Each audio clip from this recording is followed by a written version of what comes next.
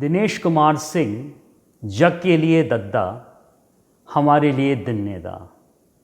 उनकी स्मृति में आयोजित इस सभा में आप सबका स्वागत है। दिन्नेदा का जन्म 15 जून 1946 को हुआ था। उन्होंने प्रारंभिक शिक्षा बांदा से ली और 1964 में इंटर की परीक्षा पास करने के बाद वे इलाहाबाद उच्च शिक्षा के लिए आ गए। बीए प्रथम वर्ष उन्होंने ड्रॉप किया। 1967 में बीए, 1969 में एंशियंट हिस्ट्री में एमए और 1972 में कानून की डिग्री ली। उसके बाद वो वापस बांदा नहीं गए, इलाहाबाद ही बस गए। वकालत की डिग्री तो थी उनके पास, रजिस्टर भी करवा लिया, पर गंभीरता से वकालत की नहीं। 1972 में ऋषिकेश मुखर्जी की एक फिल्म आई थी बावर्ची। राजेश खन्ना ने इसमें एक खानसामे का रोल अदा किया था। कुछ उनका किरदार इस प्रकार था कि वो लोगों की परेशानियों को समझते थे और उसे दूर करने का प्रयत्न करते थे। दिन्नेदा ने जीवन में इस किरदार को जिया। शायद यही मानव धर्म है। दिन्नेदा ने अपने मित्र की बेटी सोनाली सिंह, जिसे प्यार से हम सब सोनी कहते हैं, को गोद ले लिया। अपना अंतिम समय उसी के साथ आगरा में बिताया। इसी साल 3 मई को उनकी मृत्यु हो गई। दिन्नेदा की इच्छा थी कि उनकी मृत्यु चाहे जहां भी हो, लेकिन उनका अंतिम संस्कार बांदा में किया जाए। सोनी 4 मई को उनका पार्थिव शरीर लेकर बांदा गई। केन नदी के बगल में उनका अंतिम संस्कार हुआ और 6 मई को उनके परम मित्र, बचपन के साथी, सुख दुख हमेशा साथ रहने वाले कैलाश बेहरा के यहाँ एक शुद्ध हवन हुआ। 15 मई को सोनी के यहाँ आगरा में एक हवन हुआ। आगरा और बांदा में रहने वाले लोगों के अतिरिक्त कोई अन्य इन कार्यक्रमों में भाग न ले सका लॉकडाउन के कारण। उनके शुभचिंतकों, उनके मित्रों का बहुत अनुरोध था कि कुछ किया जाए।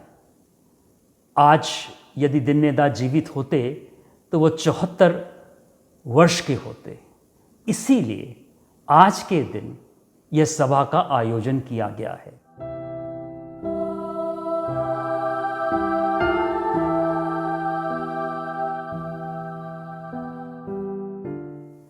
अनूप जलोटा भजन सम्राट के नाम से जाने जाते हैं। विश्व में कहीं भी भजन का जब बात होती है तो ज़हन में पहला नाम जो आता है वो अनूप जलोटा का होता है। इस समय आपने अभिनय के क्षेत्र में भी अपना कदम रख लिया है।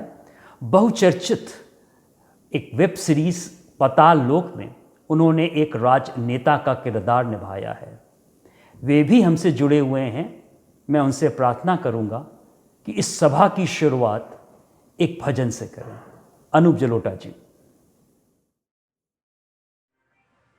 जग में आया नर्तन पाया, भाग बड़े भारी। हाँ, जग में आया नर्तन पाया, भाग बड़े भारी। मोह भुलाना कदर न जाना, मोह भुलाना कदर न जाना, रेत रतन डारे। हाँ, रेत रतन डारे, तो हरि का नाम सिमर प्यारी, तो हरि का नाम सिमर प्यारी। तेरा जन्म मरण मिट जाए, तू हरि का नाम सिमर प्यारी, तू हरि का नाम सिमर प्यारी। बालापन में मन खेलन में, सुख दुख नहीं धारे। हाँ, बालापन में मन खेलन में सुख दुख नहीं धारे। जो बन रसिया कामन बसिया, जो बन रसिया कामन बसिया, तन मन धन हारे। तन मन धन हारे, तो हरि का नाम सिमर प्यारे, तो हरि का नाम सिमर प्यारे। तेरा जन्म मरण मिट जाए, तू हरि का नाम सिमर प्यारे। बूढ़ा होकर, बूढ़ा होकर घर में सोकर सुने वचन खारे। बूढ़ा होकर घर में सोकर सुने वचन खारे। दुर्बल काया रोग सताया, दुर्बल काया रोग सताया, तृष्णा तन जारे, तू हरि का नाम सिमर प्यारे, तू हरि का नाम सिमर प्यारे। तेरा जन्म मरण मिट जाए, तू हरि का नाम सिमर प्यारे, तू हरि का नाम सिमर प्यारे। प्रभु नहीं सिमरा, प्रभु नहीं सिमरा, बीती उमरा काल आए मारे। प्रभु नहीं सिमरा, बीती उमरा काल आए मारे। ब्रह्मानंद बिना जगदीश्वर, ब्रह्मानंद बिना जगदीश्वर, कौन विपत टारे। कौन विपत टारे, तू हरि का नाम सिमर प्यारे, तू हरि का नाम सिमर प्यारे। तेरा जन्म मरण मिट जाए, तू हरि का नाम सिमर प्यारे, तू हरि का नाम सिमर प्यारे, तू हरि का नाम सिमर प्यारे। अनूप जी, बहुत बहुत धन्यवाद। आप आए, अपना भजन सुनाया, आभार आपका। बहुत धन्यवाद, बहुत धन्यवाद। स्मिता अग्रवाल इलाहाबाद विश्वविद्यालय की अंग्रेजी विभाग में अध्यापिका हैं। वे मेरी एक मित्र की पत्नी भी हैं। मुझे ये मालूम था कि स्मिता बहुत अच्छी कविता लिखती हैं और उनकी बहुत सारी पुस्तकें भी प्रकाशित हैं, पर मुझे यह नहीं मालूम था कि वो गाती भी बहुत अच्छा है। कुछ साल पहले एक पार्टी में एक मेरे अन्य मित्र की पत्नी ने मुझसे कहा, यति भैया, क्या आपने कभी स्मिता को गाते सुना है? मैंने कहा, स्मिता गाती भी है क्या? उसने कहा, हाँ हाँ, आपको मालूम नहीं? तो उसने एक बात मुझसे कही, स्मिता ने अपना कैरियर इलाहाबाद विश्वविद्यालय के अंग्रेजी विभाग में ढूंढा। यदि वो बंबई चली गई होती तो हमारे पास आज दूसरी आशा भोसले होती। स्मिता, क्या आप हमसे जुड़ गई हैं? Yes, I'm Okay. online now. Can you hear me? Yes, Yeah. yes. Yep. एक दिन्नेदा की याद में कोई अच्छा सा हम लोग को गीत भी सुनाइए। Sure. तो दद्दा ने तो हमको बहुत ज्यादा लव और बहुत ज्यादा सपोर्ट दिया, तो ये हमारी एक छोटी सी ऑफरिंग। उनका जन्मदिन भी है और वो कहीं गए नहीं है, वो हमारे इर्द गिर्द ही है, हमारे साथ ही है। तो थोड़ा सा एक ये हम आपको सुनाते हैं।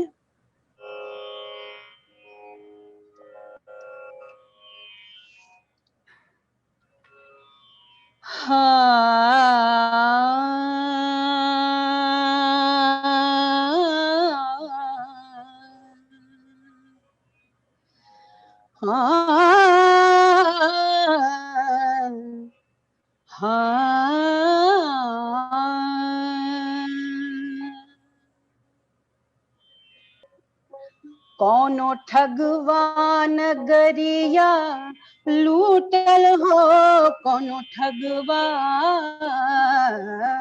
ठगवान गरिया लूटल हो, कौनो ठगवा।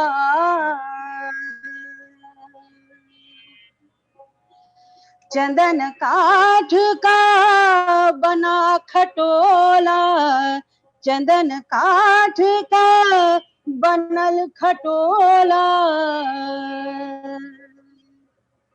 क्या करें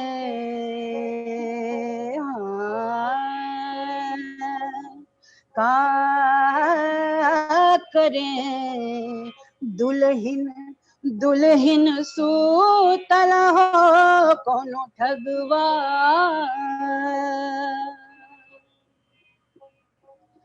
उठो सखी रे मांग संवारो,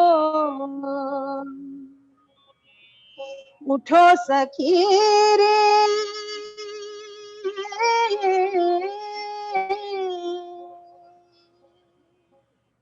मांग संवारो, दुल्हा दुल्हा मोह से रूठल हो, कौनो ठगवान गरिया लूटल हो, कौनो ठगवा।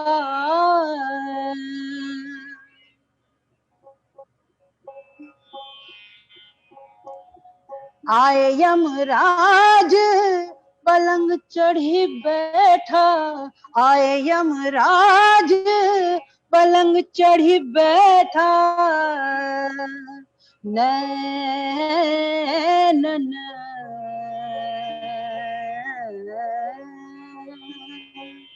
नैनन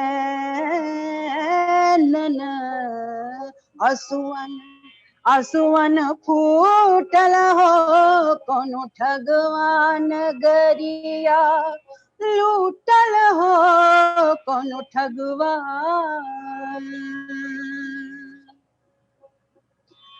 कहे कबीरा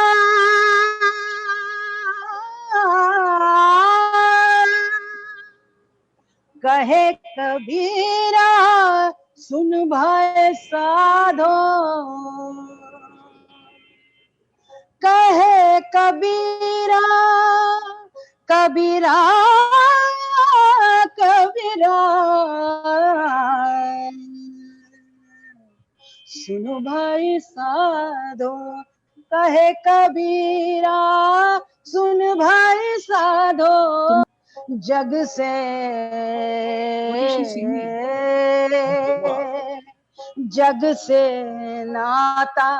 नाता छूटल हो, जग से नाता छूटल हो, कौनो ठगवान गरिया लूटल हो, कौनो ठगवा ठगवा ठगवा।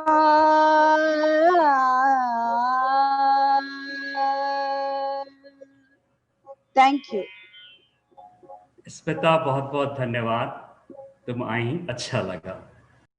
रश्मि अग्रवाल ने सूफी संगीत में न केवल अपने देश में नाम कमाया है, पर विदेशों में भी अपने देश का झंडा गाड़ा है। इसके अतिरिक्त वो भक्ति संगीत और गजल में उतनी ही माहिर हैं जितनी की वो सूफी संगीत में। मैं उनसे अनुरोध करूंगा। दद्दा की तो बहुत सी यादें जुड़ी हुई हैं।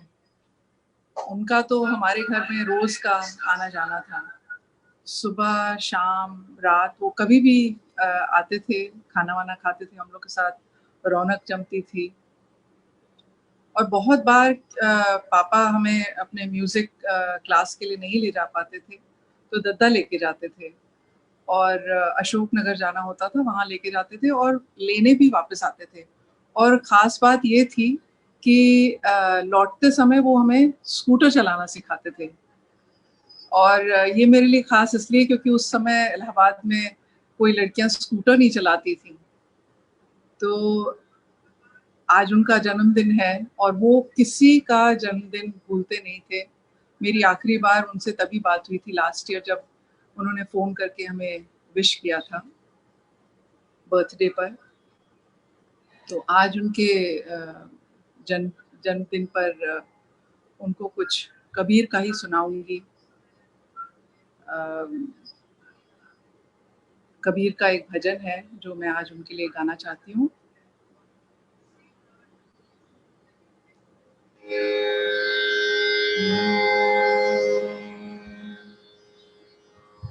धीरे धीरे रे मना, अरे धीरे सब कुछ हो, माले सींचे सौ घड़ा,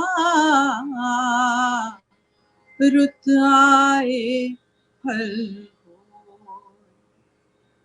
जरा हल्के गाड़ी हाँको ओ मेरे राम गाड़ी वाले, जरा धीरे धीरे गाड़ी हाँको ओ मेरे राम गाड़ी वाले, जरा हल्के गाड़ी हाँको ओ मेरे राम गाड़ी वाले। गाड़ी म्हारे रंग रंगीली, पहिया है लाल गुलाल, गाड़ी म्हारे रंग रंगीली, पहिया है लाल गुलाल। हाकड़ वाले छह छबीली भाई, बैठन वाला राम भैया, हल्के गाड़ी हाँको ओ मेरे राम गाड़ी वाले, जरा धीरे धीरे गाड़ी हाँको ओ मेरे राम गाड़ी वाले। गाड़ी अटकी रेत में भई मजल पड़ी है दूर, गाड़ी अटकी रेत में भई मजल पड़ी है दूर। धर्मी धर्मी पार उतर गए, पापी चकनाचूर भैया, हल्के गाड़ी हाँको ओ मेरे राम गाड़ी वाले, जरा धीरे धीरे गाड़ी हाँको ओ मेरे राम गाड़ी वाले। देश देश का वैद बुलाया जी, लाया जड़ी और बूटी, देश देश का वैद बुलाया जी, लाया जड़ी और बूटी। जड़ी बूटी तेरे काम न आई, जब राम के घर की टूटी रे भैया, हल्के गाड़ी हाँको ओ मेरे राम गाड़ी वाले, जरा धीरे धीरे गाड़ी हाँको ओ मेरे राम गाड़ी वाले, जरा हल्के जरा धीरे जरा हल्के गाड़ी हाँको ओ मेरे राम गाड़ी वाले, ओ मेरे राम गाड़ी वाले, ओ मेरे राम गाड़ी वाले।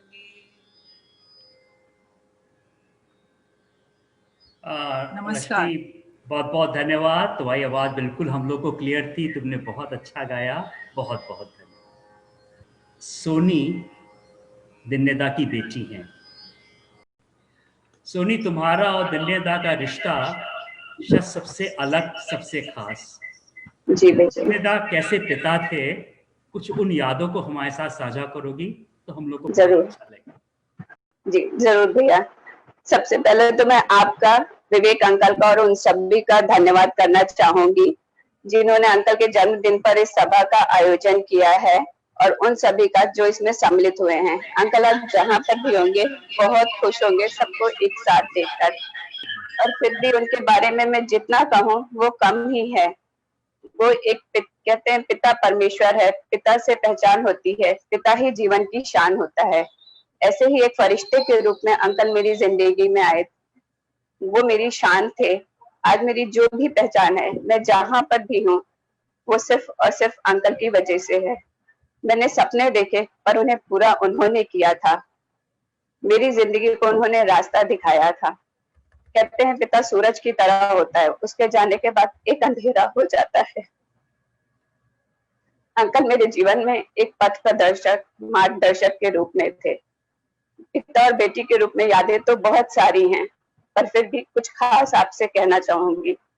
हमेशा जब मैं उनसे कहती थी कि अंकल अकेले रहना ठीक नहीं है, अब आप साथ में चल के रहिए आगरा में, तो कहते थे, वो मुझे हमेशा प्यार से लंगड़ू भाई कहते थे जब चलने फिरने लायक नहीं रहूंगा तब तुम्हारे पास आकर रहूंगा। और वही उन्होंने किया। सब लोग कहते हैं कि सबको अपने आखिरी समय का एहसास हो जाता है, शायद अंकल को भी कुछ ऐसा हो गया था।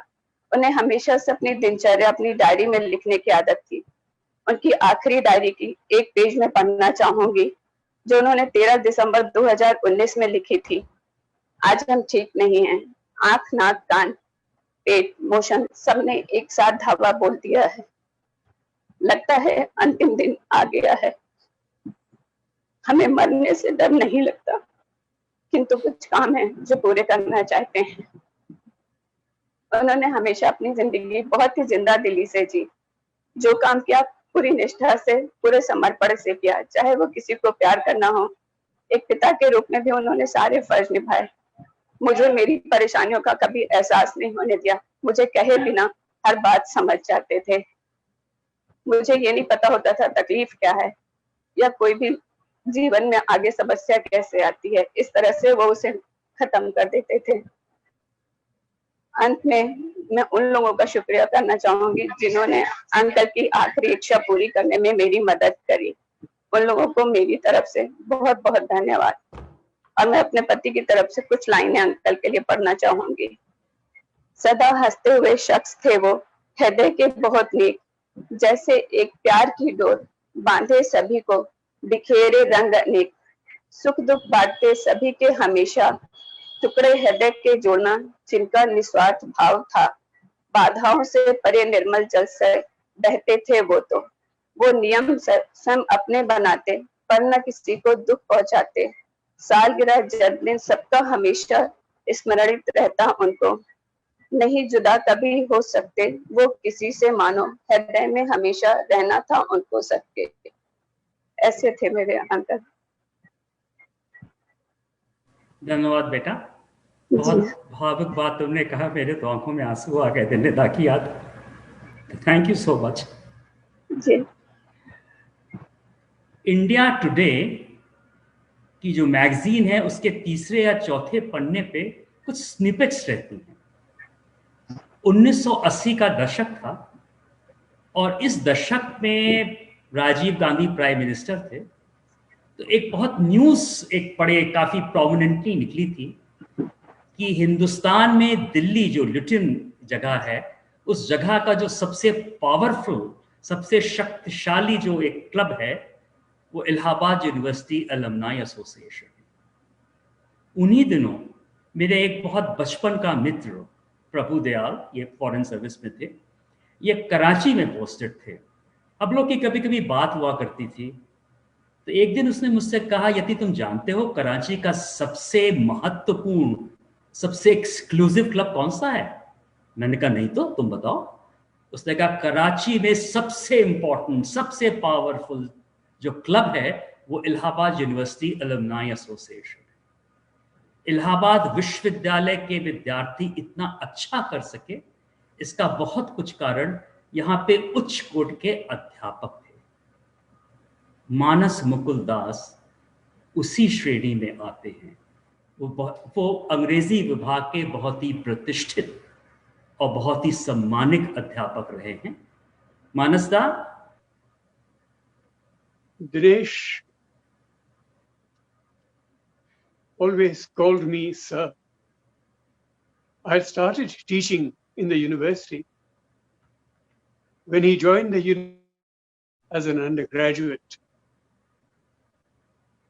I called him Daku Mansi. He was like a child, affectionate, warm, innocent, full of love, full of caring for everybody. The first time he came to my residence, I was at that time living near Jagram Choraha. It was past midnight. He was passing that way and he saw the light in my room on, and he came and tapped at the door. That was the first time he came. It was past 12 o'clock at night.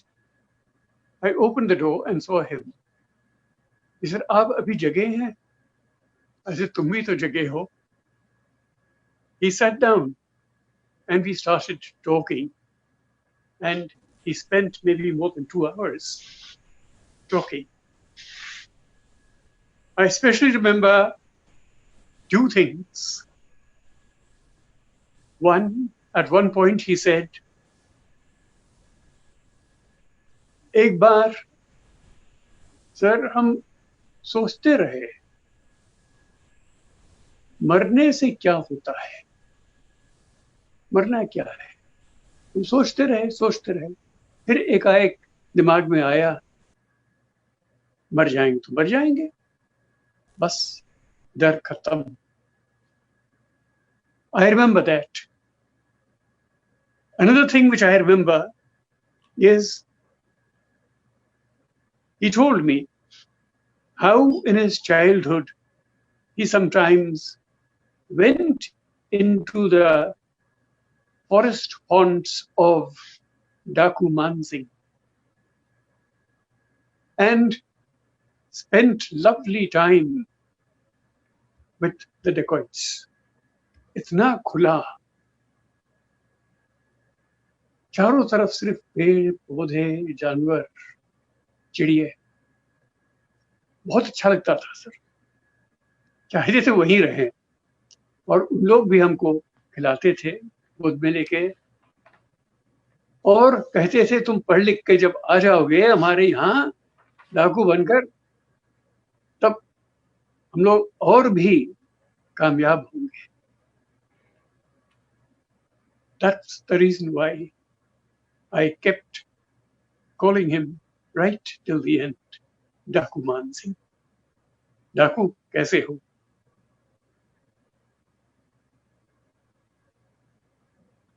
He lived like a child in the actual world, not in the world of concepts.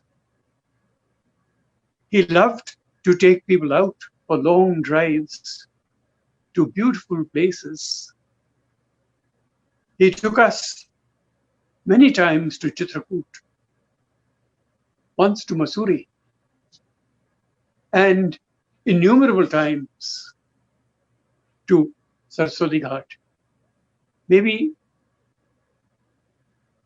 रात को 12 बज गया, 1 बज गया, कोई फिक्र नहीं, आ गए, सर चलिएगा, कितना सुंदर चांदनी है। He loved all that, loved to eat, loved to play games. In the midst of actualities, he lived, not in the world of concepts. Sometimes he would make fun and say, "Sir, हम भी पढ़ते रहते हैं, mother died yesterday or was it today?" वो कम्यू लिखा था ना। He had no arrogance whatsoever, no pretense whatsoever. Such a childlike, beautiful person. When he passed away, Manju wrote, "Dada is no more. The laughing Buddha is no more. My friend is no more." He was to us the laughing Buddha and the friend. But I can never feel that my Daku Mansingh is no more. I feel he stands behind a veil, still laughing. मानस साहब बहुत बहुत धन्यवाद। डाकू मानसिंह की याद दिलाने के लिए। मंजू दी, मैं आपको भी देख सकता हूँ, एक शब्द आप भी कुछ कहिएगा क्या? अच्छा।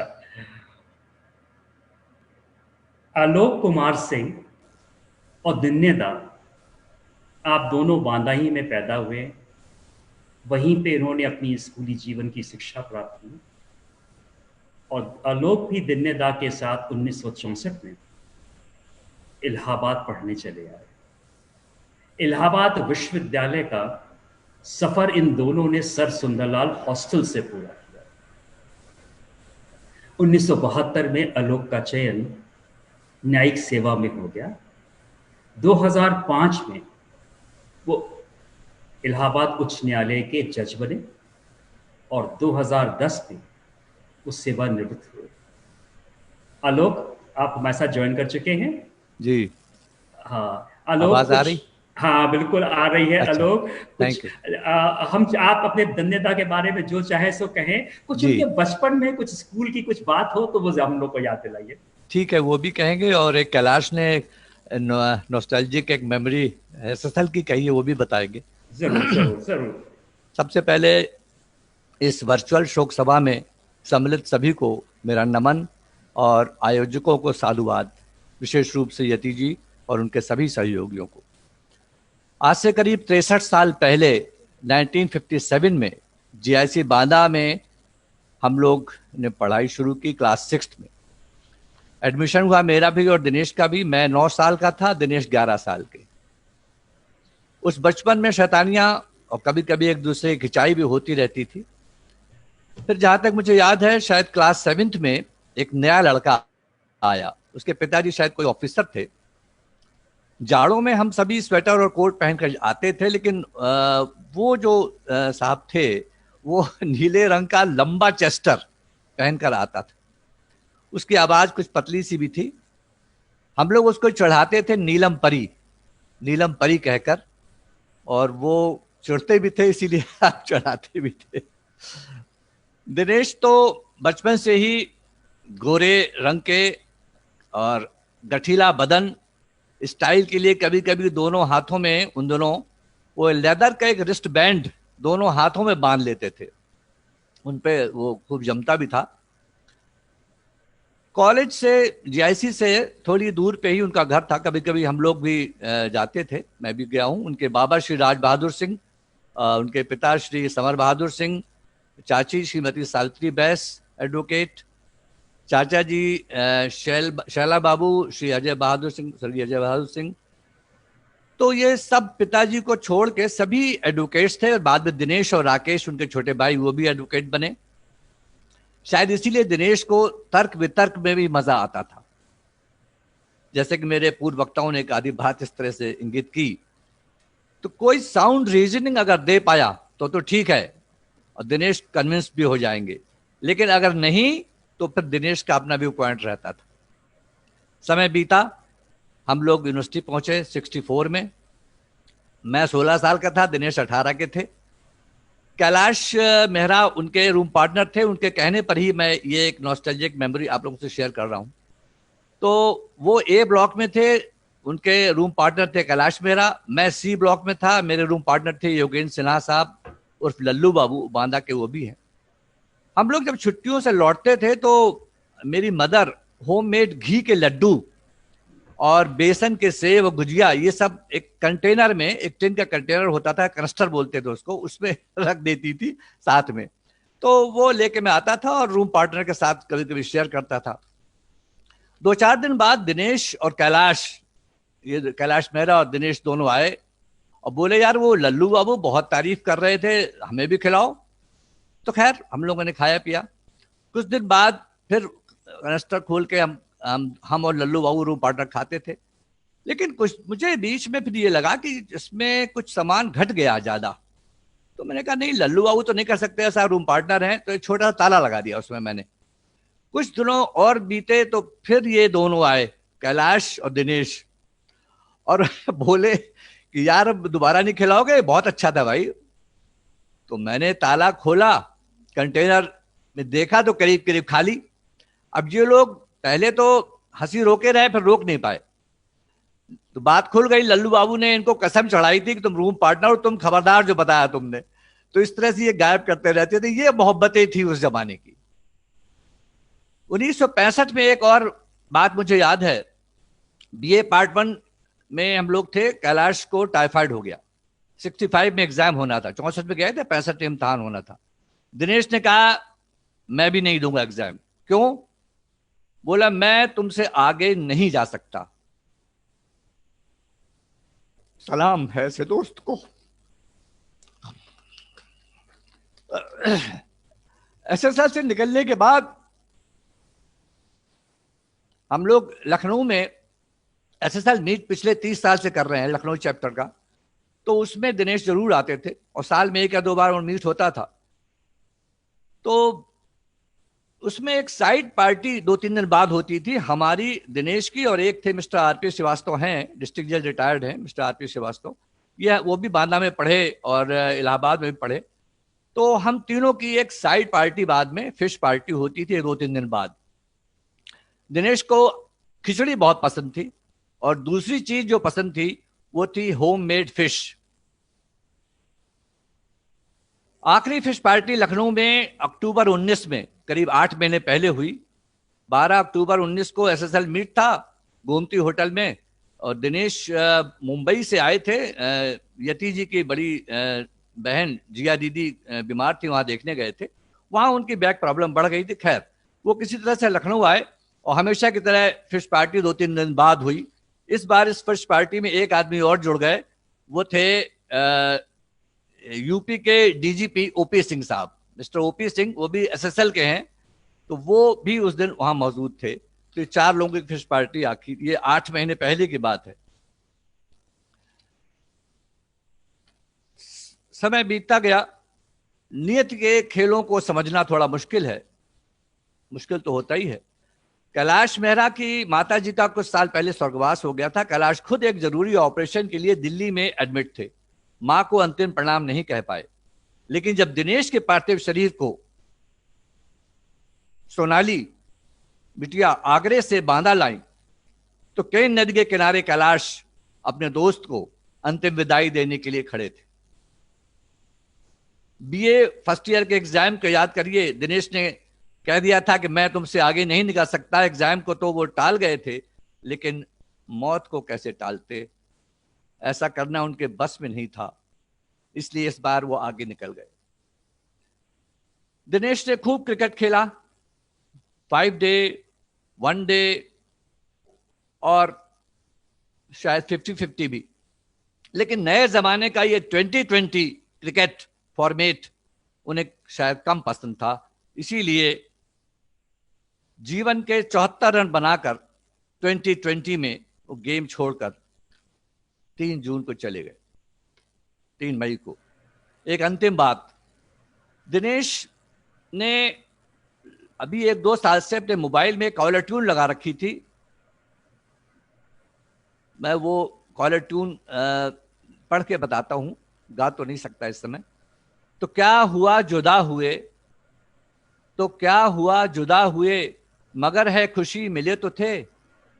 तो क्या हुआ मुड़े रास्ते, कुछ दूर संग संग चले तो थे।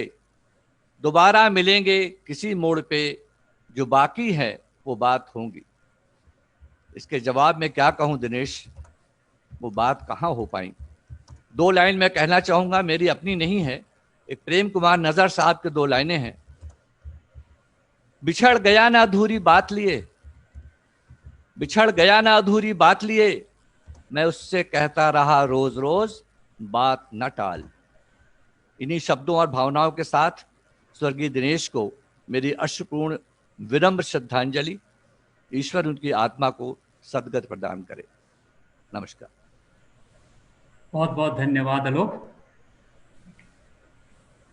सुनील अम्बानी ने भी इलाहाबाद विश्वविद्यालय में का जो सफर था वो सर सुंदरलाल हॉस्टल में पूरा किया।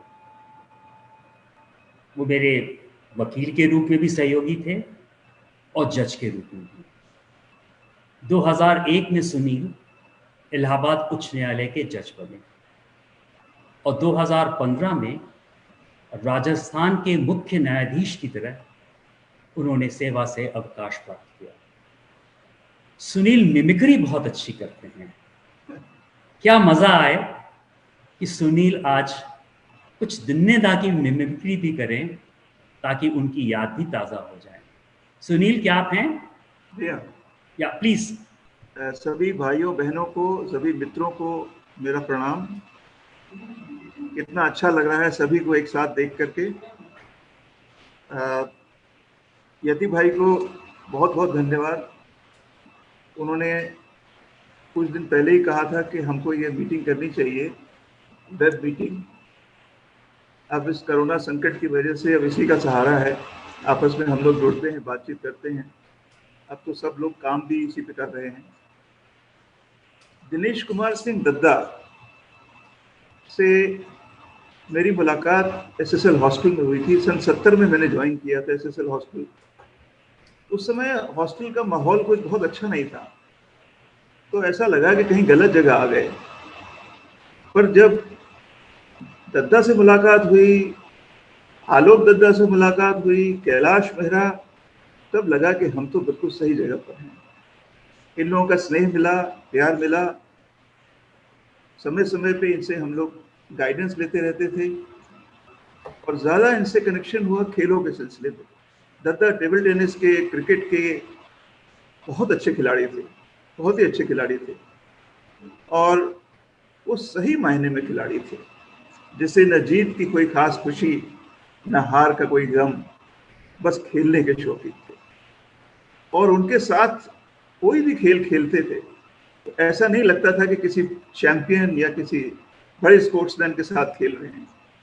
खेलते खेलते वो सिखाते भी थे। दद्दा रियल माने में स्पोर्ट्स पर्सन थे। एक बड़ी खूबी थी दद्दा में कि दद्दा में कोई आदत नहीं थी, न शराब, न सिगरेट, न तम्बाकू, न गुटखा, बस महफिल सजाते थे। पर यह भी नहीं था कि उन्हें इन चीजों से कोई नफरत थी या इसका प्रयोग करने वालों से कोई नफरत थी।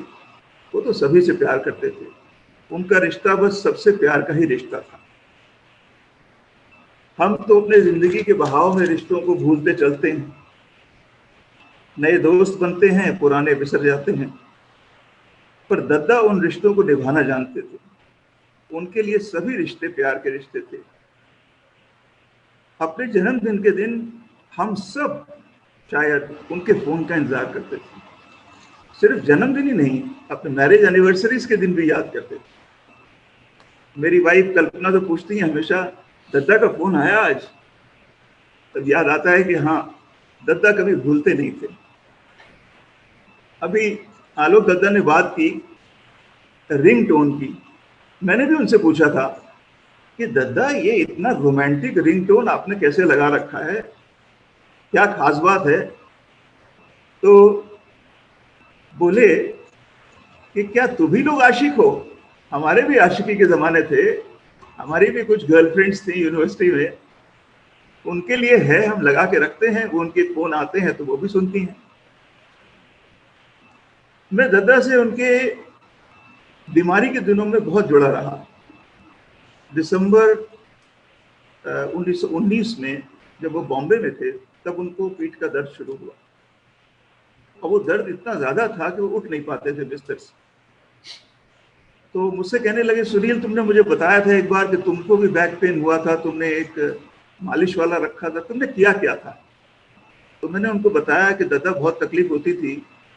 एक नरेंद्र चौधरी करके एक बहुत अच्छा मैस्यू है, उसने मेरा इलाज किया था और बहुत फ़ायदा हुआ था उससे। पर दद्दा आप तो बॉम्बे में हैं, तो वो तो इलाहाबाद में रहता है। तो बोले देखो मैं कोशिश करता हूँ। तो बड़ी मुश्किल से 3-4 इंजेक्शन लगा के उसको पहुँचे लखनऊ। लखनऊ में मिस्टर ओपी सिंह जो डायरेक्टर जनरल थे, उन्होंने उनको पुलिस गेस्ट हाउस में ठहराया। वहाँ डॉक्टर्स ने उनको देखा, उनका MRI हुआ, एक्सरेज हुए, वो पकड़ नहीं पाए। उनको एक टेम्पररी रिलीफ देके उनको इलाहाबाद भेज दिया। इलाहाबाद में फिर उनका इलाज रहा, कुछ अधूरा सा ही रहा। फिर उनको डायग्नोज किया गया कि आपको ट्यूबरक्लोसिस, बोन की ट्यूबरक्लोसिस है। और आपको 90 इंजेक्शंस लेने पड़ेंगे, 90 इंजेक्शन स्ट्रेप्टोमाइसिन। इस दौरान मेरी उनसे खूब बात होती रहती थी।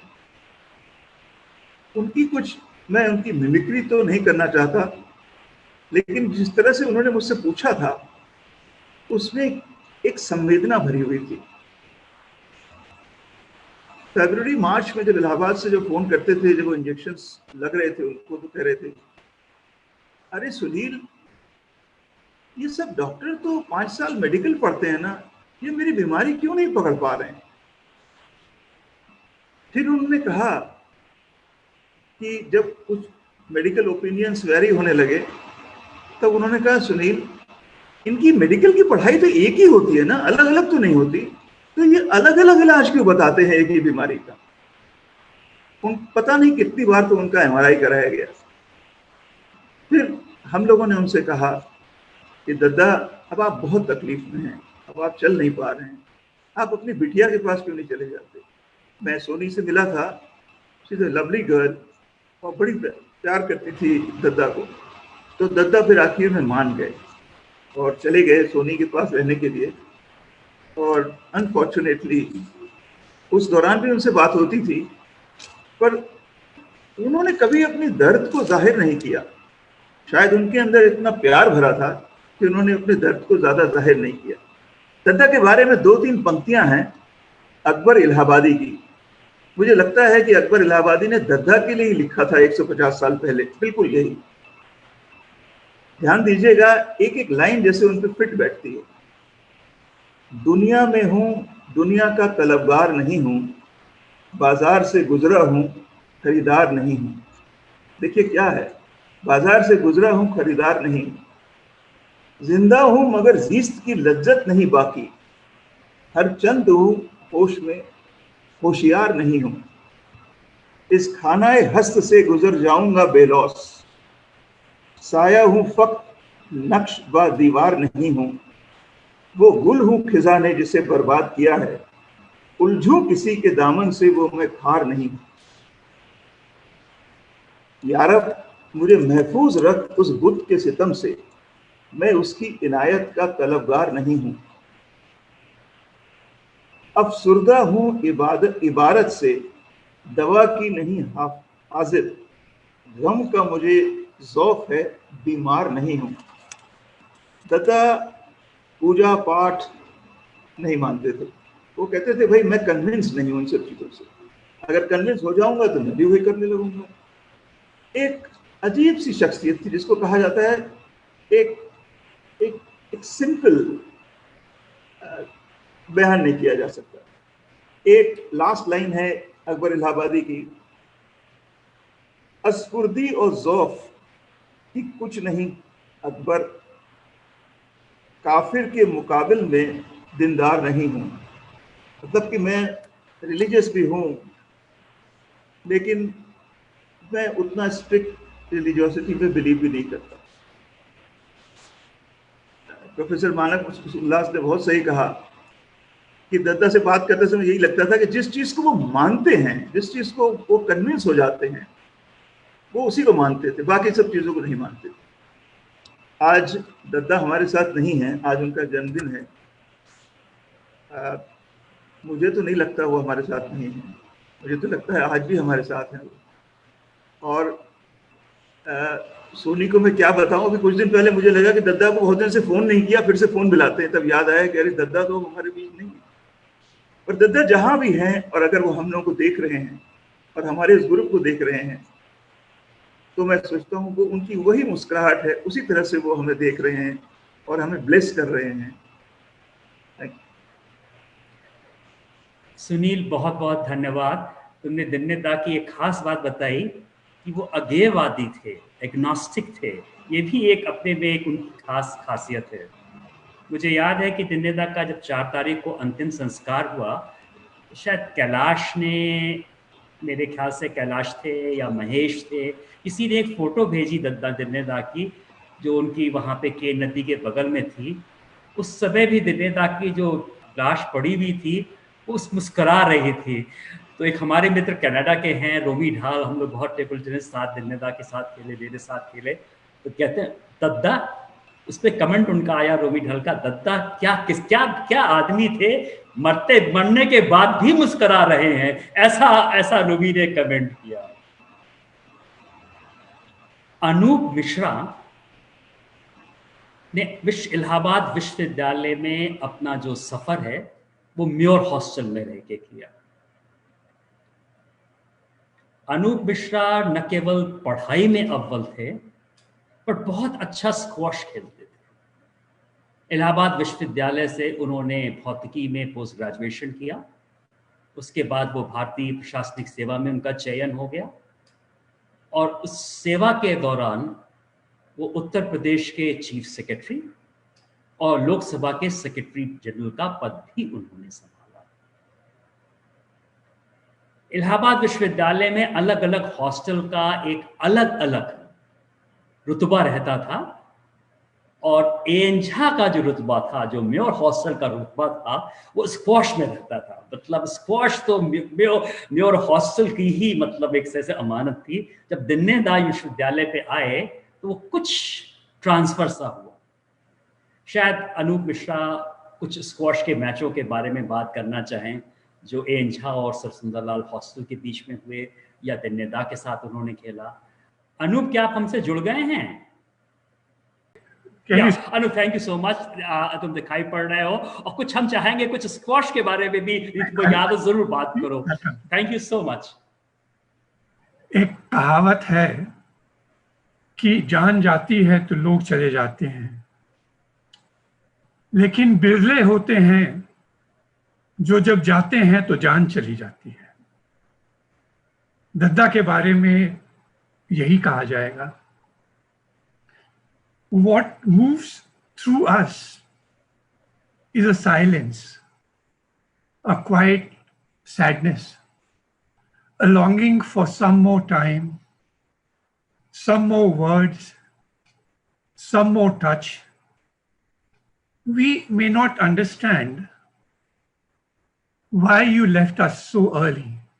ऐसी भी क्या जल्दी थी?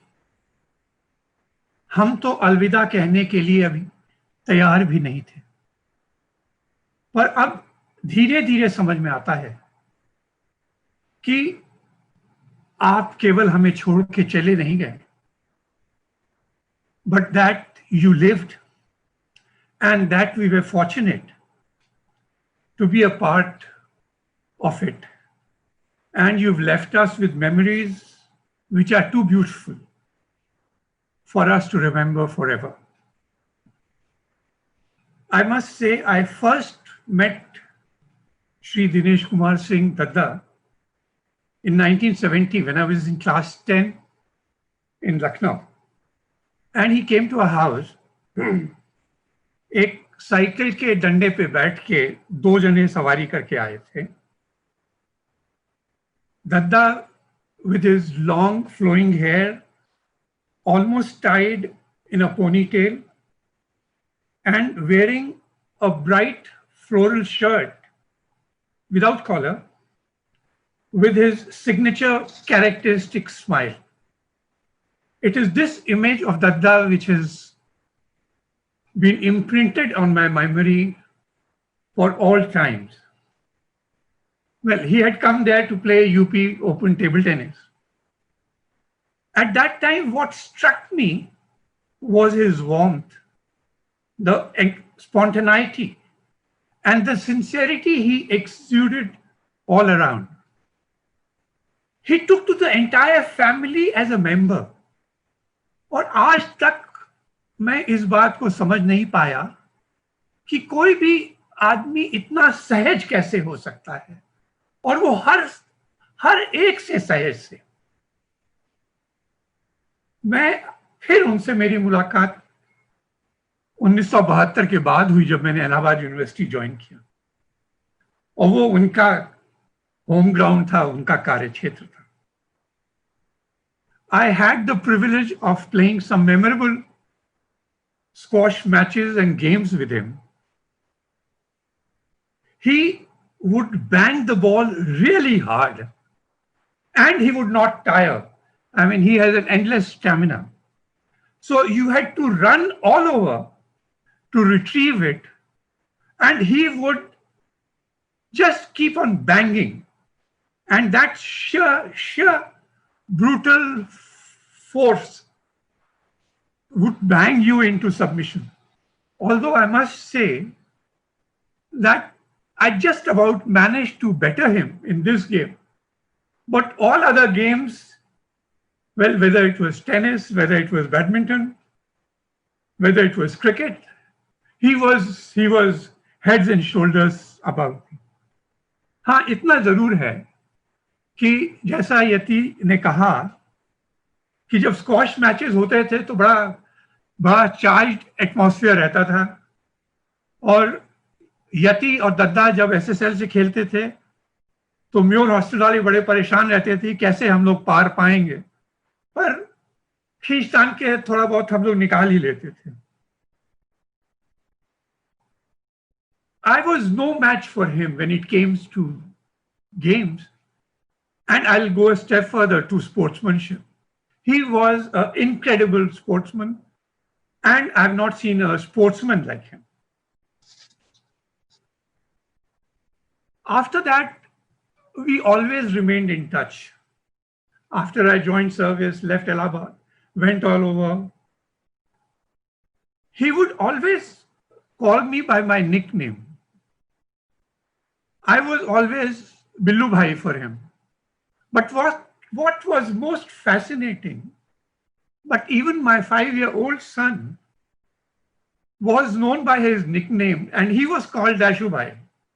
And दद्दा की यही खूबी थी कि हर किसी को वो इतने प्रेम से, इतने अपनेपन से बुलाते थे कि लगता था कि बस वो आप ही को बुला रहे हैं और किसी को नहीं बुला रहे.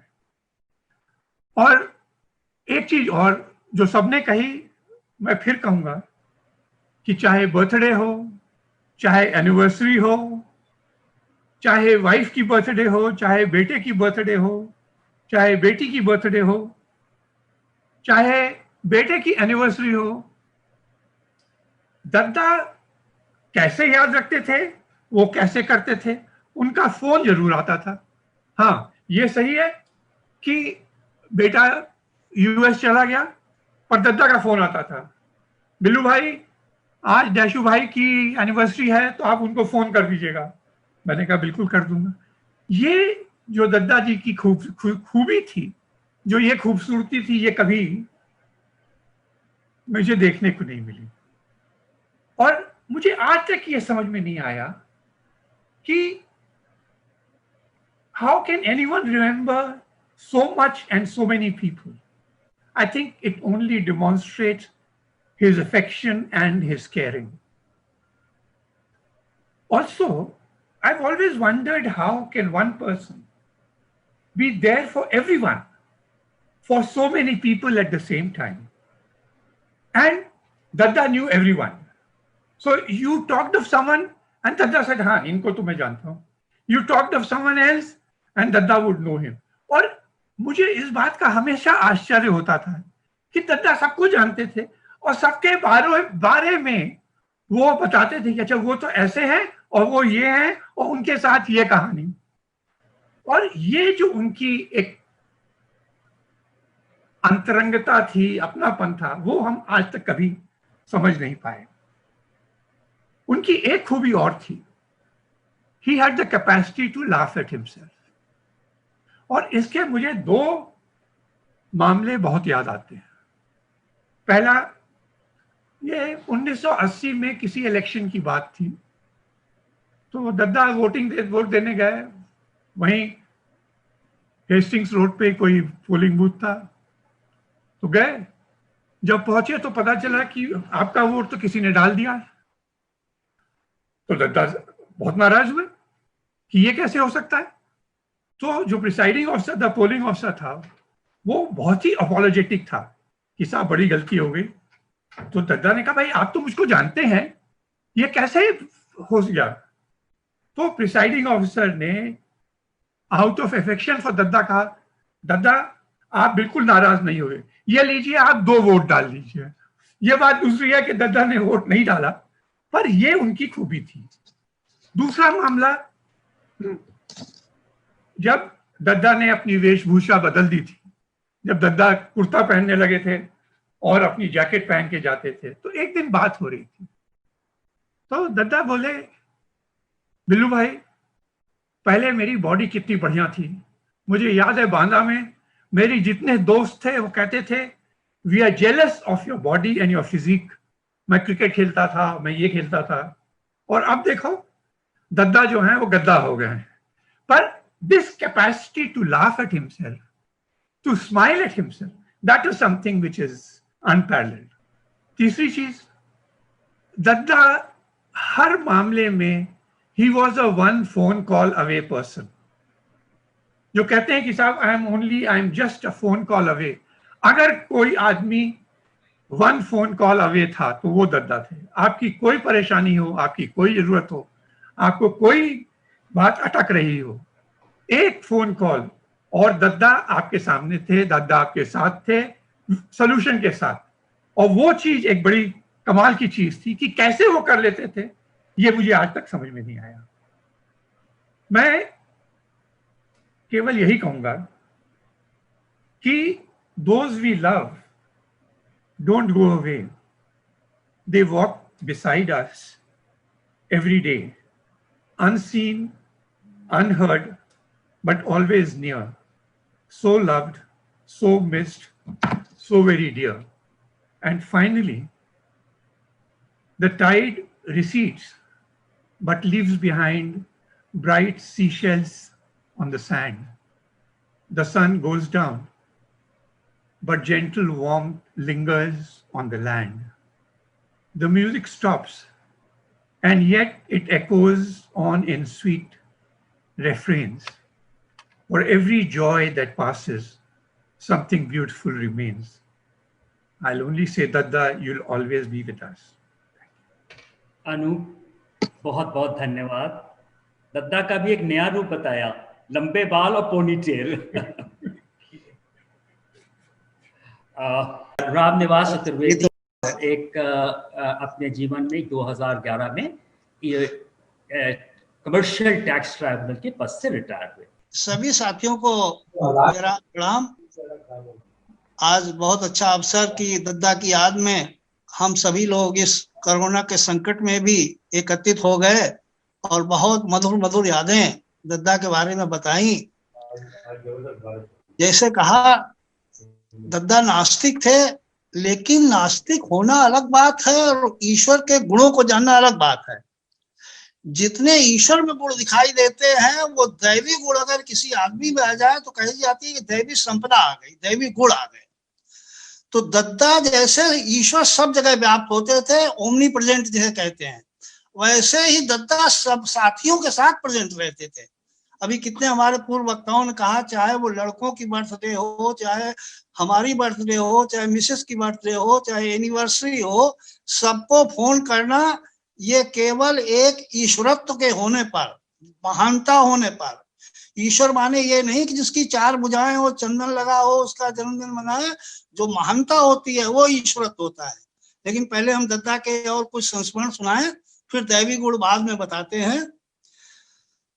दद्दा जो है हमें खिलाड़ी के रूप में बहुत प्रिय थे, और उसमें निश्चित रूप से जैसा कि अनूप सर ने कहा, रोमी ढाल का नाम आया, तो ये table tennis, squash, lawn tennis, इस पर सब कब्जा रहता था एएनजे हॉस्टल का। तब तक दद्दा जो है 2-3 इक्के ले आए। इक्के माने वो नहीं घोड़े वाले इक्के, एस ले आए। एक तो यही जो को होस्ट या होस्ट कर रहे हैं यतीन सिंह। जैसे ही यतीन सिंह हॉस्टल सर सुंदरलाल में आए, और दद्दा तो अपना फट्टे से खेलते थे टेबल टेनिस।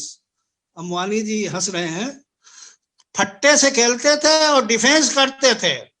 और रोमी ढाल तो बिल्कुल हाफ पैंट में इतना ऑफेंस, इतना ऑफेंस, इतना ऑफेंस, लेकिन यतीन भी उससे कम ऑफेंस वाले नहीं थे।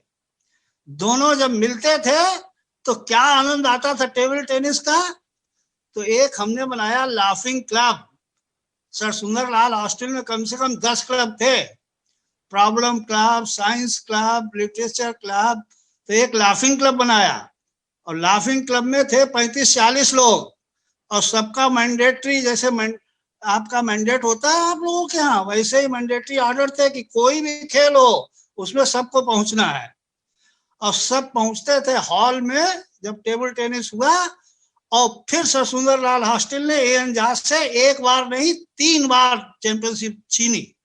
और सब ये रोमी ढॉल और एक शायद मिश्रा जी थे, क्या नाम था, नाम भूल रहा हूँ, मिश्रा हाँ थे, वो भी खेलते थे। तो वो टेबल टेनिस पे कब्जा किया और दद्दा उसमें पार्ट करते थे। दद्दा केवल डिफेंस करते थे और दद्दा भी जीत में भागीदारी होते थे। उसके बाद दूसरा एस आया, वो आरके सिंह। और आरके सिंह की क्या फास्ट एस सर्विस पड़ती थी कि एएन झा वालों को पता ही नहीं लगा। फिर टाल टेनिस भी सुंदरलाल में आ गई। स्क्वैश में लड़ाई चलती थी, मुझे याद नहीं पड़ रहा है कि कभी जीत पाए कि नहीं जीत पाए। क्रिकेट में बताते हैं, क्रिकेट में भाई इंग्लिश खेल, और सुंदरलाल थोड़ा सा क्रिकेट में दबता था। लेकिन एक और एस आया, उस एस के बारे में भी कम लोग जानते होंगे, वो बिज्जी थे, प्रिंस, सिंगरौली के प्रिंस। क्या पर्सनालिटी थी, इंग्लिश विलो बैट था। इंग्लिश विलो बैट पे ऐसे छक्का मारता था, अब तो छक्के 20 लगते, उस समय छक्के लगते थे 2-4। तो जो प्रिंस छक्के मारता था तो देखने लायक होते थे। बोलता कम था, बोलता तो था ही नहीं, प्रिंस बोलते ही नहीं था, दद्दा उससे लाए थे। और उसके बाद एएन झा से मैच हुआ एमसीसी। एमसीसी लंदन में ही नहीं है, एमसीसी इलाहाबाद में भी है, उस पे मैच हुआ। एमसीसी पे मैच हुआ और बिज्जी ने अपनी स्विंग बॉलिंग करते थे और एएन झा के 6 विकेट चटकाए और एएन झा 112 पे ऑल आउट। ये बात है 70 या 71 की है। अब आए सर सुंदरलाल वाले खेलने, तो सर सुंदरलाल में सुरेश अग्रवाल और वो सचदेवा, ये सब ओपनर होते थे। 5 विकेट चले गए करीब 65 रन पे ही। फिर दद्दा आए, तो दद्दा का डिफेंस तो ऐसा था कि बिल्कुल जो है वो बॉल को बिल्कुल दाब के बिल्कुल खेलते थे, चाहे स्पिन खेलो चाहे पेस खेलो। तो उन्होंने खेलना शुरू किया और इसके बाद एक एंड पे जमे रहे, 32 रन बनाए थे उसमें। और लास्ट में बिज्जी यही प्रिंस आया था और प्रिंस ने छक्के मार करके एएन झा को हराया था और चैंपियनशिप आ गई थी सर सुंदरलाल के पास। तो हम लोग आज भी दद्दा को चैंपियन ऑफ चैंपियंस के कहते थे। वो Ravi Shastri champion of champions नहीं थे, वो तो केवल एक क्रिकेट में थे। दद्दा हमारे tennis, badminton, lawn tennis, squash, swimming, क्या कहा तक गिनाए, और हम उनके फॉलोवर थे। तो उसका जहां भी दद्दा हम रहे, दद्दा आते थे। बहुत से कम लोग जानते हैं कि 50 साल बाद दद्दा जी अपनी माँ को लेने गए थे। वो कहानी बहुत बड़ी है, पूरा लिखा जाए तो पूरा उपन्यास बन जाएगा। और जब माँ को लाए थे तो सबसे पहले खुर्जा हमारे पास आए थे, पूरी कहानी इतनी वहां के पेपरों में छपा था कि एक एडवोकेट और उनकी माँ का मिलन 50 साल बाद। करोड़ कहानी है वो। एक और किस्सा सुनाते हैं, दद्दा जो हो जब हॉस्टल छोड़ करके रहने लगे थे इलाहाबाद में, वो कौन सा पार्क रोड था, क्या था नाम याद नहीं आ रहा है, वहां रहने लगे। और इलाहाबाद के मंत्री जो टेलीफोन के मंत्री टेलीकॉम थे, इनको एडवाइजरी कमेटी में सदस्य बना दिया। एडवाइजरी कमेटी के सदस्य को फ्री कॉल करने के लिए कुछ लिमिटेड वो होती है, लिमिटेड का पता नहीं। दद्दा उस समय एसटीडी बहुत मुश्किल होता था, कहीं ये बूथ कुछ नहीं थे, एसटीडी मिलती नहीं थी। तो दद्दा का दरवाजा खुला रहता था, कोई भी जाओ, एक कमरे में फोन रखा, फोन करो, 10 minute, 15 minute, 20 minute, 50 minute, Allahabad, Lucknow, Delhi, कहीं भी करो, उनका बिल आता रहता था। और जब कभी कभी तो हुआ दद्दा आप मिलते नहीं हो, तो उनका अच्छा खुला है। तो एक हमारे इलाहाबाद के ही साथी थे वो, और हॉस्टल के बहुत लोग, कभी कभी तो ऑटो वाले भी, दद्दा जो है फोन नहीं मिल रहा है, कहा अरे ये फोन रखा था करो ना। सब लोग उसी फोन करने लगे। 1,12,000 रुपए का बिल आया। और उसके बाद टेलीफोन वाले भागे भागे आए कि आप क्या कर रहे हो, कहा तुमने क्या बताया था कि इसमें जो है कोई लिमिटेशन है, तुमने कोई लिख के भेजा था क्या। डरते किसी से नहीं थे। एक बार आलोक सिंह साहब यही जो बता रहे हैं, क्लब में मीटिंग कर रहे थे वहीं इलाहाबाद में एसएसएल वालों की, और वो आर्मी का क्लब था तो उसमें ड्रेस कोड था, पैंट पहन के आओगे और ये जूते पहन के आओगे, ये सब ड्रेस कोड था। दद्दा वही अपना कुर्ता जैकेट और हवाई नहीं स्लीपर पहने हुए आए। अब रोका साहब कि आप कहाँ जा रहे हो? कहाँ जा रहे हैं? तुम्हें क्या मतलब कहाँ जा रहा है? आपको बुलाया वहां जा रहे हैं? ऐसे बोलते थे, बिल्कुल किसी डरते तो थे ही नहीं। तो वो ऊपर से भागे भागे लोग आए कि अरे साहब, तो इन्होंने सबको कह दिया तुमने हमको लिख के भेजा था कि ड्रेस कोड में आना है, हमको भेजा था क्या कुछ लिख करके? तुमने बुलाया था, हम चले आए। और फिर वो साहब ऐसे ही गए, उनको लिए वो कोई नियम शिथिल किया गया। याद होगा आलोक भाई साहब को, उस समय फिर दद्दा अपने दद्दा रंग में आ जाते थे, तो डरते किसी से नहीं थे, ऐसे दद्दा थे। अब जो हमने बताया देवी गुण, वो बताते हैं तुमको। 2 रामायण की चौपाई बताएंगे और 1 गीता का श्लोक बताएंगे।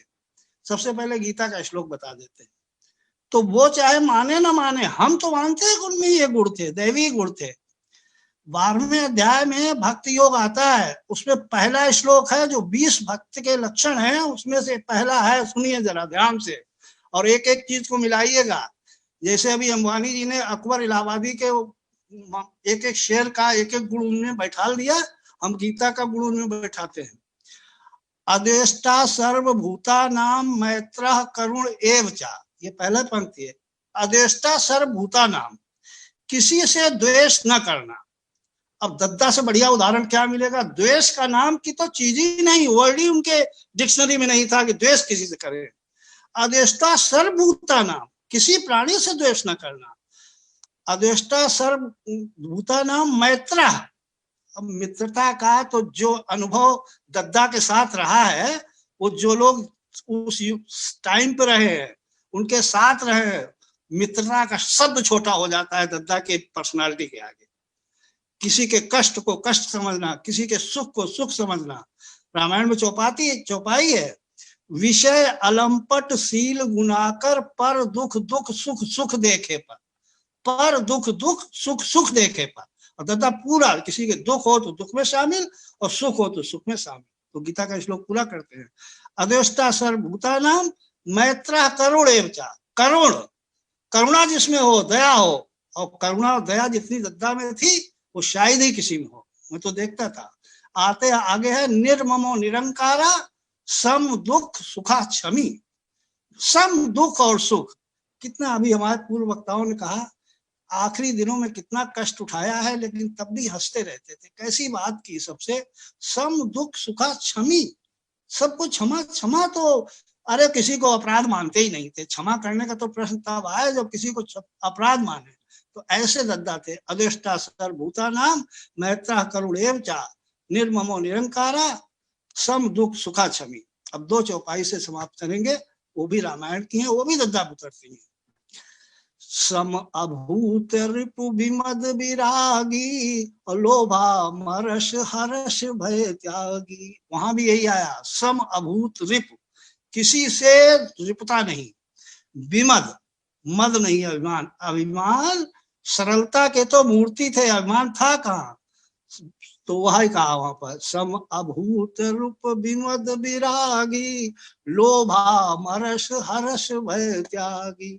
लोभ, अरे लोभ तो वो करे जिसके पास पैसा हो, पैसा कमा सकता हो।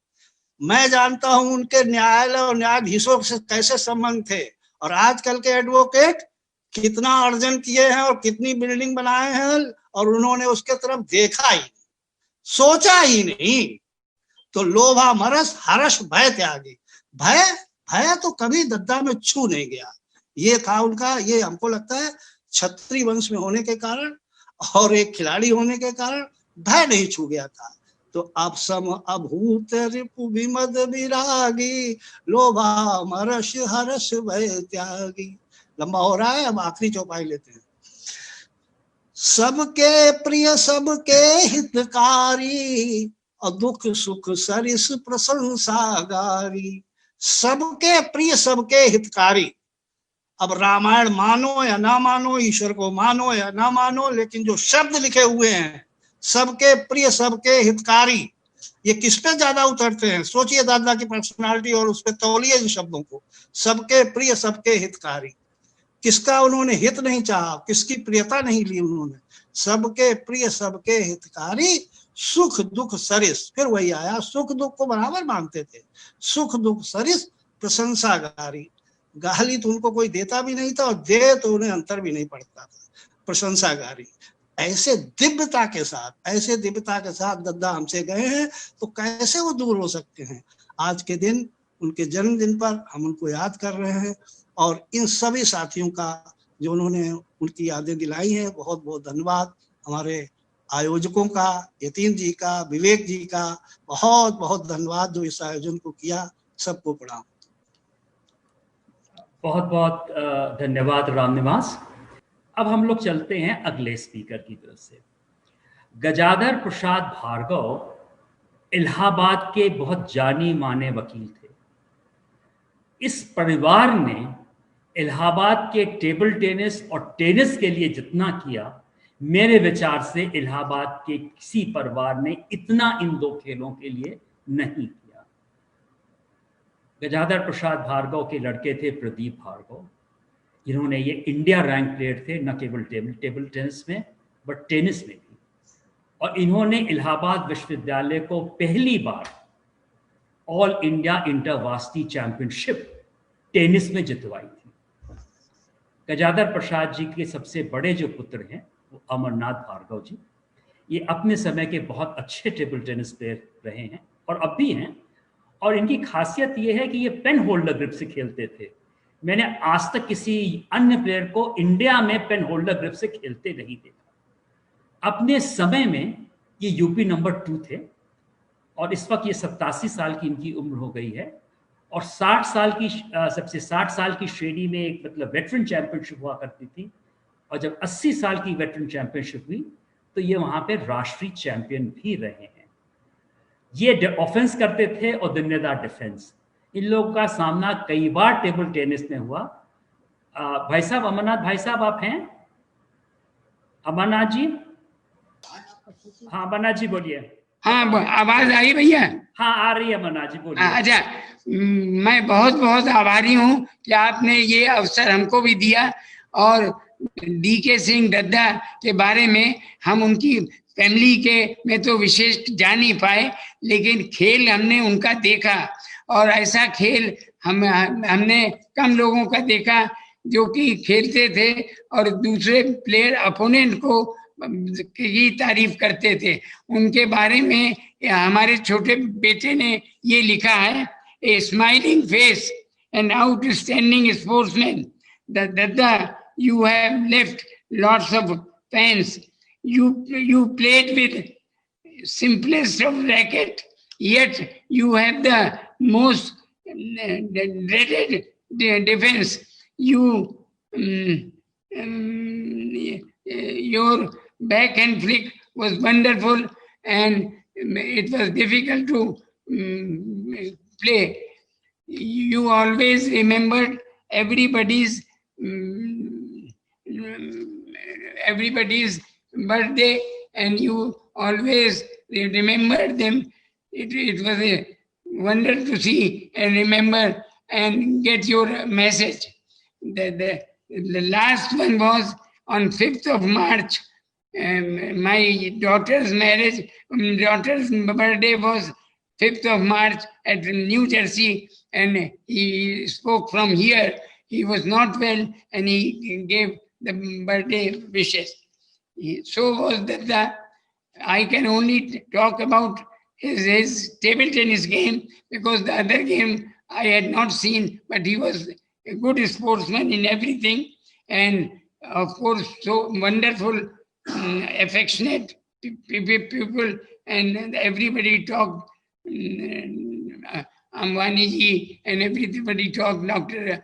Justice Alok, everybody talked about him. Of course, I had only chance of playing with him, but I know he was so nice that even if a person loses to him, he was always admire the game of the person who is losing, and he took so much care.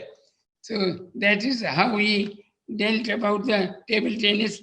And जब भी वो team में इलाहाबाद की team से गए और लखनऊ, कानपुर नैनीताल जहाँ पे भी खेलने गए वहाँ सब प्लेयर्स उनसे घबराते थे कि कितना अच्छा डिफेंस है, कैसे बॉल को दूर से लेके और रन करके कैसे बैक एंड फ्लिक से मारते थे। ये एक वंडर था, ये हम लोग देखा करते थे।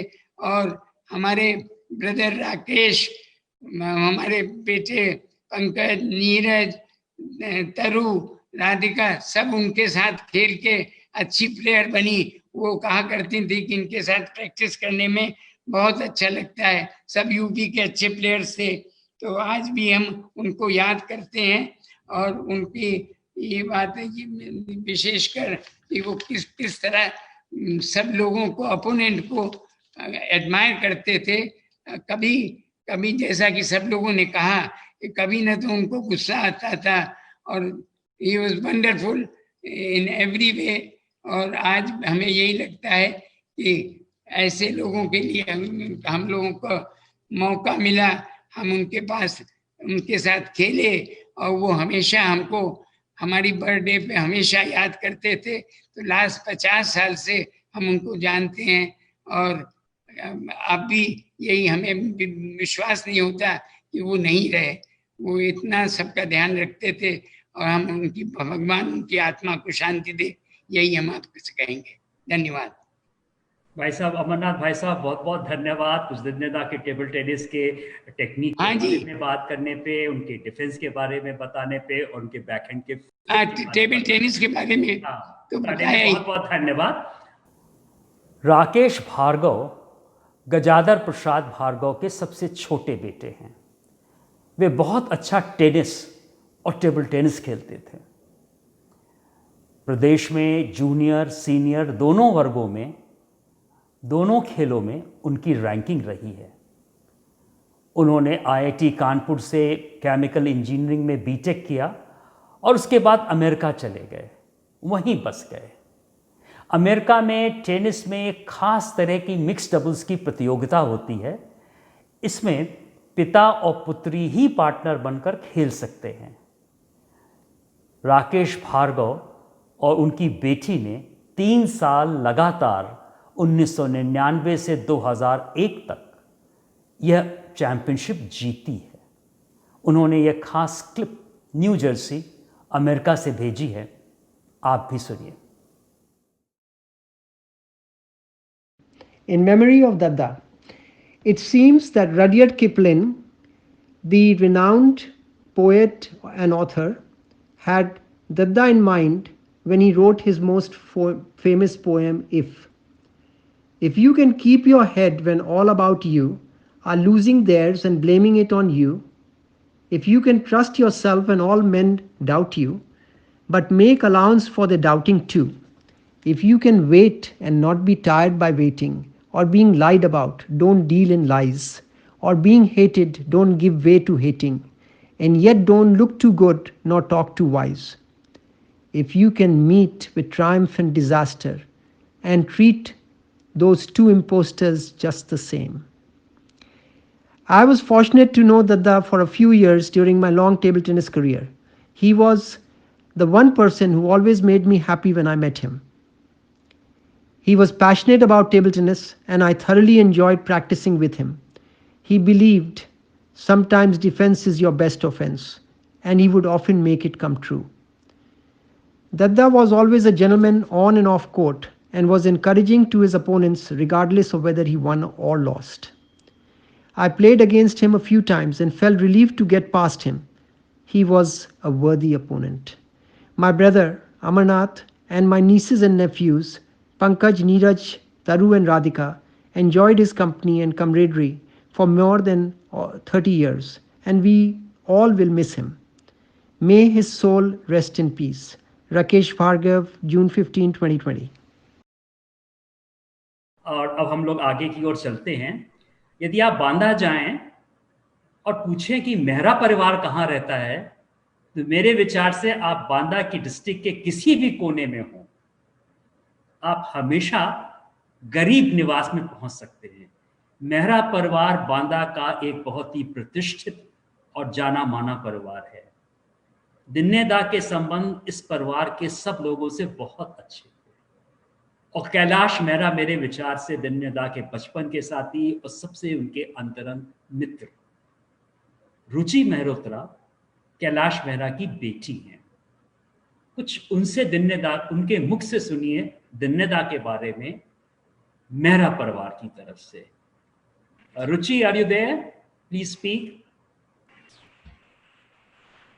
Hello everybody. सबने दद्दा के लिए बहुत सारे व्यूज और बिल्कुल एकदम सिंपल लिविंग हाई थिंकिंग वाले दद्दा थे, तो कुछ मैंने भी उनके लिए लिखा है। किसी के लिए दोस्त, किसी के लिए मददगार, बहुत किरदारों में ढले हुए थे वो। आखिर क्या थे वो? हर मर्ज की दवा थे जो हमारे दद्दा थे वो। परवाह सबकी थी उनको, पर बेपरवाह बनते थे वो। भीड़ में भी सबसे अलग दिखते, शख्सियत अलग रखते थे वो। अपनी गाड़ी में ताश की गड्डी और काउंटर्स के साथ ही चलते थे वो। हंसी मजाक वाला मस्त मौला जीवन जीते थे वो। किसी के घर जब जाते बस खाते कुछ नहीं थे वो। पूछो तो हरदम टाल जाते थे। पता चला कुछ समय पहले ही मुझे कि अपना किचन ही साथ लेकर चलते थे वो। दद्दा की बात निराली, सबको हंसाते थे वो। सालगिरह, जन्मदिन सबका याद उनको, बधाई सबको देते थे वो। सबसे जुड़कर रहना और सबको जोड़े रहना, इस कला में माहिर थे वो। आज हम सबको जोड़ने में फिर से माहिर हो गए हैं वो। और जैसे कि आलोक जी ने बोला कि वो हर टाइम सबके लिए प्रेजेंट रहते थे, तो एक किस्सा मेरे को याद आता है कि 1999 में मेरी शादी जब हुई तो ऋतिक रोशन की कहो ना प्यार है मूवी का प्रीमियर था दिल्ली में। मैंने अपने फादर को फोन किया, तो मैंने कहा कि मुझे ये प्रीमियर देखना है। तो उन्होंने मुझे कहा दद्दा को फोन करो। मैंने दद्दा को फोन किया। दद्दा ने सबसे पहले मुझसे ये कहा कि वो लड़का शादीशुदा है। तो मैंने कहा हाँ शादीशुदा है वो। कहते हैं तब ठीक है, कल तुम आ जाओ, शो एक दिन बाद ही था और रात में यहीं रुको कैंट में और तुम्हें टिकट्स मिल जाएंगे। मतलब he was the one person, कभी भी उनको फोन करो हमेशा रीचेबल, हर टाइम मदद करने के लिए तैयार सबकी। कुछ और भी दद्दा के लिए बोलना चाहूंगी उनके किरदार के बारे में। किरदार को इतना बनाओ खूबसूरत कि तुम्हें कभी संवरने की जरूरत ना पड़े। महका दो खुद को तुम इतना कि तुम्हें इत्र की जरूरत ना पड़े। These lines define Dadda. Thank you. Ruchi, बहुत बहुत धन्यवाद। कितनी तुमने बिल्कुल मन को छूने वाली बात कही। हर मर्ज की दवा थे दद्दा। कोई भी प्रॉब्लम हो दद्दा से कहो। और मेरा अपना एक पर्सनल एक्सपीरियंस ये है, जब मेरा हार्ट का ट्रांसप्लांट हुआ तो मुझे खून की ज़रूरत थी और मेरी पत्नी बहुत परेशान थी क्या करें, क्योंकि खून देने वाले मिल नहीं रहे थे। मैं अस्पताल में एडमिटेड था। तो दिन्नेदा से कुछ कहना नहीं चाहती थी क्योंकि दिन्नेदा उस उम्र पार कर चुके थे। दिन्नेदा मेरी पत्नी की परेशानी समझ गए, मेरी पत्नी से पूछा नहीं। अगले दिन वो विवेक मेहरोत्रा और वो सोनी को लेके आए कि नीता देखो मैं तुम्हारी लेके आया हूँ, ये लोग खून देने के लिए आए हैं। मतलब वो दूसरे के मन की बात को समझ लेते थे। ये एक उनमें बहुत खासी बात थी। कुछ समय भी ज्यादा हो रहा है, लेकिन मैं कुछ इसके पहले में हम कुछ अगले पड़ाव की ओर चलें, मैं आपको दो बातें, महत्वपूर्ण बातें बताना चाहूंगा। दिन्नेदा की मृत्यु के बाद कृष्णा वीरेन ट्रस्ट की तरफ से एक सुझाव दिया गया कि दिन्नेदा के नाम से सर सुंदरलाल हॉस्टल में एक अवार्ड या पुरस्कार शुरू किया जाए। ये उस लड़के को दिया जाए जो खेल में और एक्स्ट्रा करिकुलर एक्टिविटी में सबसे अच्छा हो और पढ़ाई में भी अच्छा हो। मतलब ऐसा नहीं हो कि पढ़ाई में फेलियर हो, लेकिन खेल में और एक्स्ट्रा करिकुलर एक्टिविटी में बहुत अच्छा लड़का हो। ये उनका खास गुण होना चाहिए और सोशल फंक्शन के टाइम दिया जाए। और इस लड़के का चयन एक वहाँ के सुपरिटेंडेंट, एक विश्वविद्यालय के कोई टीचर और एक पूरा छात्र जिनका विश्वविद्यालय से कोई संबंध नहीं हो, ये लोग मिलके करें। यदि इस तरह का कोई पुरस्कार शुरू किया जाता है तो मैं इसको कृष्णा ब्रेन ट्रस्ट को उसका आर्थिक व्यय मतलब वहन करने में बहुत ही प्रसन्नता होगी। लवी मेहरोत्रा दिन्नेदा से बहुत ही जूनियर थे, लेकिन उनके साथ टेबल टेनिस खेला करते थे। उन्होंने अपनी तरफ से एक सुझाव दिया कि दिन्नेदा के नाम से सर सुंदरलाल हॉस्टल में एक टेबल टेनिस का टूर्नामेंट कराया जाए हर साल, और इस टेबल टेनिस के टूर्नामेंट में जो भी व्यय आएगा, लवी मेहरोत्रा ने कहा कि उस व्यय को वो सहर्ष हर साल उठाएंगे। मैं चाहूंगा कि जो हॉस्टल के सुपरिटेंडेंट हैं वो इस मतलब जो 2 सुझाव हैं उसको एक मूर्त रूप दें। इसके अतिरिक्त यदि आपके पास कोई और सुझाव हैं या आप चाहते हैं हम कोई और सभा उनके जन्मदिन पे या किसी खास अवसर पर करें, तो आप अवश्य विवेक मेहरोत्रा और अनुपम अग्रवाल से संपर्क कर सकते हैं। ये 2 व्यक्ति हैं जिनके अथक प्रयासों के कारण ही आज की सभा संपन्न हो पाई।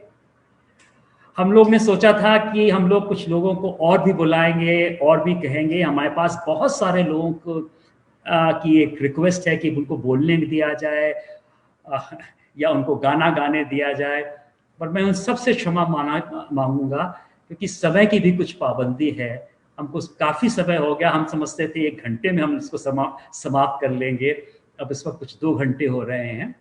तो चलते चलते मैं आपको एक बहुत ही खास व्यक्ति का एक संदेश और एक गाना सुनवाना चाहूँगा। स्कंदगुप्त और जया गुप्त इलाहाबाद विश्वविद्यालय के अंग्रेजी विभाग में अध्यापक थे। पद्मश्री शुभा मुदगल उनकी बेटी है और उन्होंने वो दद्दा से उनका बहुत ही पास का संबंध था और वो चाहती थी कि उस आज के दिन यहाँ पर रहें, बट किसी कारणवश उनका एक प्रायर एंगेजमेंट वो नहीं रह पाई। तो उन्होंने एक बहुत खास संदेश और एक बहुत खास गाना दिन्नेदा के लिए गाया है जो हम आपको सुनवाना चाहेंगे। सुनिए।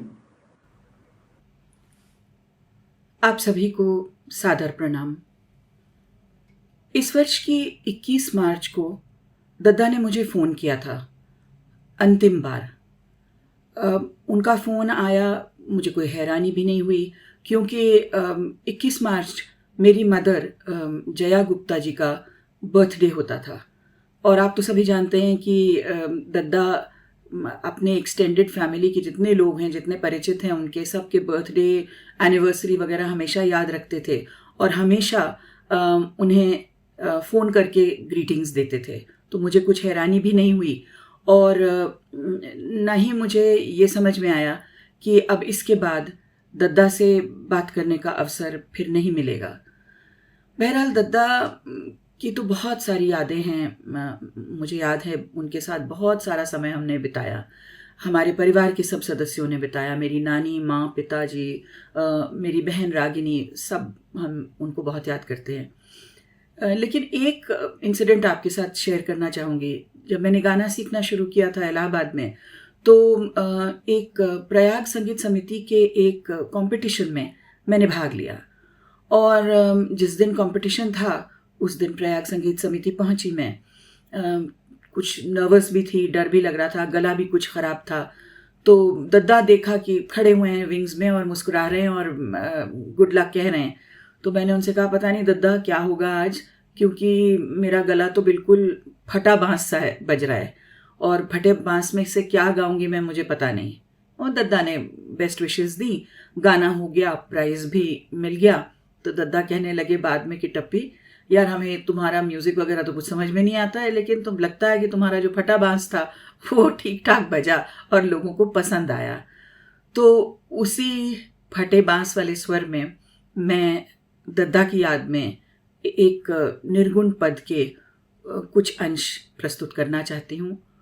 दद्दा हमेशा याद रहेंगे क्योंकि इस प्रकार का निस्वार्थ प्रेम बांटने वाला व्यक्ति मिलना असंभव है।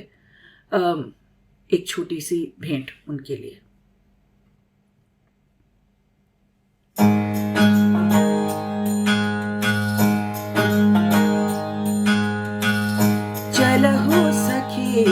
वह देश, चलहु सखी वही देश, जहाँ वह दिवस नारजनी।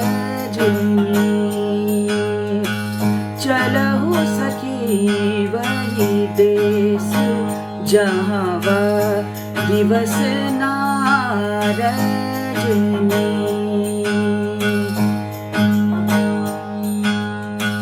पाप पुण्य नहीं,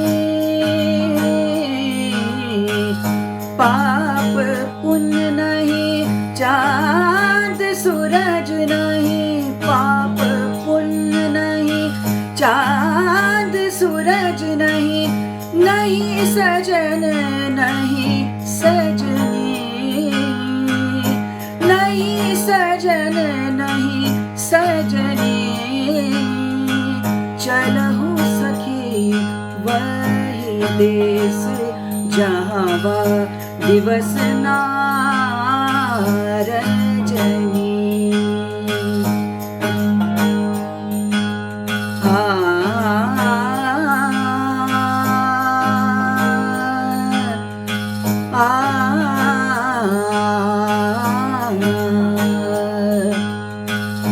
धरती आग पवन नहीं पानी, धरती आग पवन नहीं पानी, नहीं सोते नहीं जगनी, हो नहीं सोते नहीं जगनी। लोक वेद जंगल नहीं बस्ती, लोक वेद जंगल नहीं बस्ती, नहीं संग्रह नहीं त्यागनी। चलहु सखी वही देश, हाँ चलहु सखी वही देश, जहाँ वह दिवस नारजनी, जहाँ दिवस नारजनी, जहाँ दिवस नारजनी।